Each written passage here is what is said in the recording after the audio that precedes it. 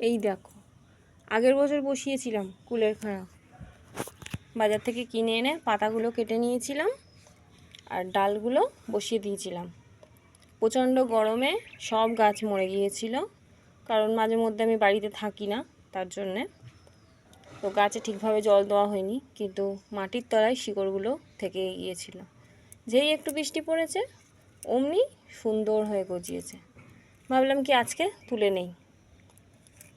বেশ শক্ত আছে গাছগুলো, দেখেছো? ছাদের মধ্যে যদি একটু বসিয়ে রাখা যায়, সময় অসময়ে কিন্তু পাওয়া যায়। এখন বাজার যাওয়ার সময় নেই, আর বাজার গেলেই যে পাওয়া যাবে এরকমও কোনো কথা নেই।